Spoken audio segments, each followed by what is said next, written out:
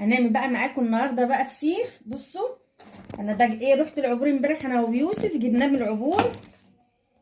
جبت كيلو 3 فسيخات اهم.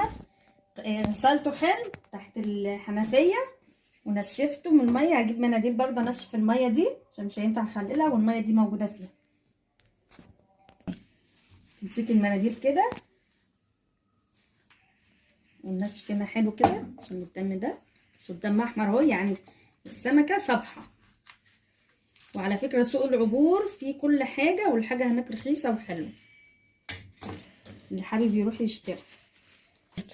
انا نشفته حلو. هنمسك بقى ده، حاطه لكل فسيخيه 3 معالق ملح، معلقه شطه، ونص معلقه كركم. الكركم دوت ماده حافظه، مش حاجه للمخلل، يعني احنا بنحطه عشان تبقى ماده حافظه.